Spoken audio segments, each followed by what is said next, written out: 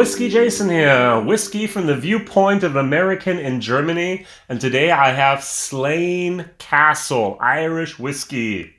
Now, unfortunately, this is not the triple cask, which has been available since August 2017, but rather the old, real Slane Castle that was produced by Cooley. Now, Brown-Forman bought the rights to this name.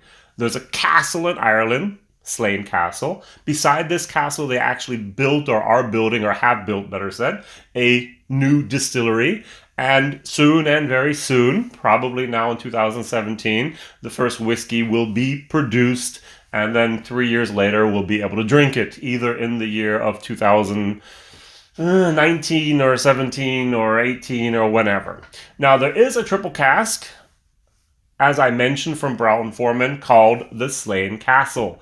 But yet they took the old reserves from Cooley and they started that. Now what I have is something from the Whiskey Base 36481. And this is just a brand from Cooley, which we now know more or less as Teeling.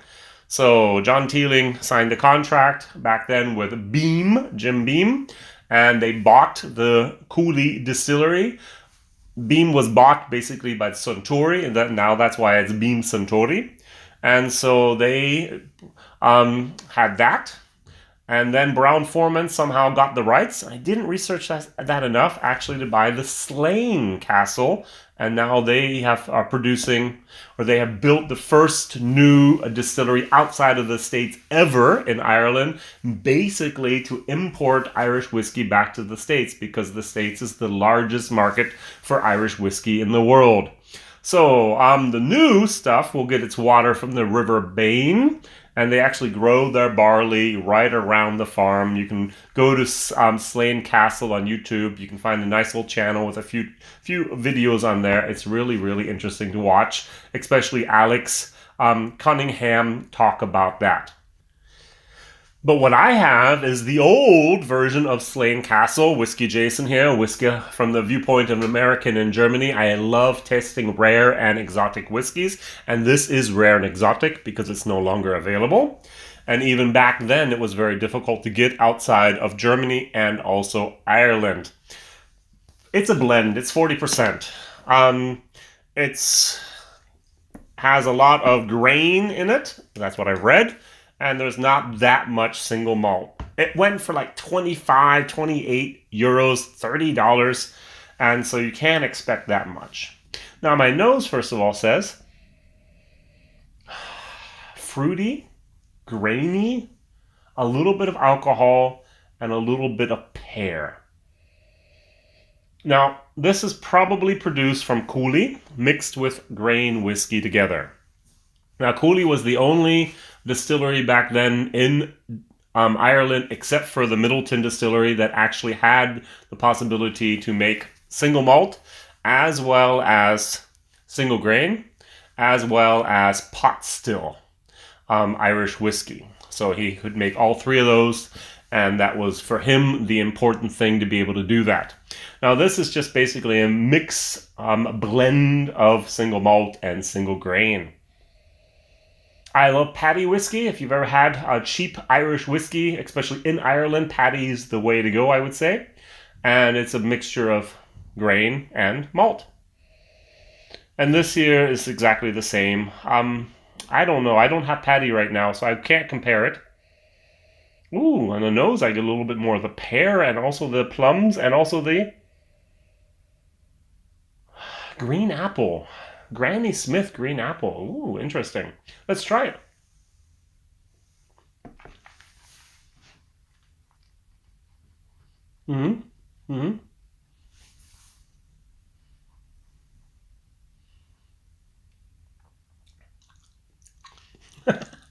So it starts off okay. At the end I would go like this. There's a little bit of... The interesting thing is the wood is almost non-essential. It's not even there. It doesn't even matter. Which is very different from some of the old bourbons I've tried before. Now, it comes in, there's a little bit of grain, there's a little bit of fruit. and then the alcohol kicks in, and then grain comes back, and the fruit comes back, and the grain and the grain alcohol just kicks back in and just kind of dies off. And the taste that's left in your mouth, this aftertaste, is just, nah. It's not sweet. It's a little fruity, but it's really, really not that great. I'm going to give it, I guess, like a C minus.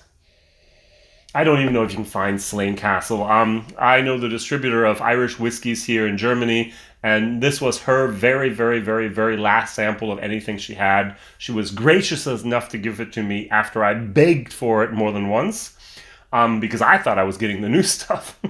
I thought I was getting the Slane for a triple cast, but what I got was the old stuff, the Castle, and so I can't complain, but that's the way it happened. Price for value, as I said, it was 28, 20, 25 euros over here, about 30 bucks. Oh, for that I'm going to give it a solid C.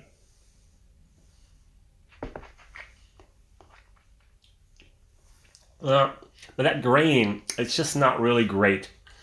It's cheap. It's not really something I would recommend. I'm sorry. All right, Slane Castle. 40% from Cooley, the old edition. So this is from 2013 or older. And this is WhiskyJason here. Whiskey from the viewpoint of an American in Germany tasting rare and exotic whiskeys. So if you find anything else on Slane Castle online, it's probably going to be the new stuff from Brown-Forman. I wasn't able to find a single video online about this, let alone I found like 3 reviews. Well, thank you very much for watching. The question of the day is, are the big conglomerates in the whiskey business good or bad? Think of Jim Beam or Beam Suntory. Think Brown-Forman. What about Diageo? Now, the new Slane Castle is going to be built by Brown-Forman. So I don't think this would have happened without that big conglomerate in the back with millions and millions of dollars. Now, I personally think that those big conglomerates are good, but they do need certain guidelines. They need borders. They need to be able to do this and this and this, but not much else.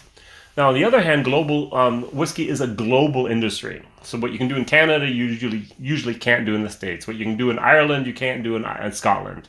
Whatever you can do in India, you might not be able to do in Thailand. What you can now do in Australia, might not be able to do in Italy or someplace like that. So there's a whiskey boom going on, and there's also all these different regulations in all these different countries. So I don't know. I think it's a good idea that we have them, but there should not be any monopolies or oligopolies. And I think we need to actually let these smaller distilleries try to actually survive and produce, hopefully, fantastic products in the future. Thank you for watching. Please like, please subscribe, please tell others about this crazy guy in Germany tasting rare and exotic whiskeys for you. All right, my videos are on Monday, Wednesday, and Friday. See you then. Bye-bye.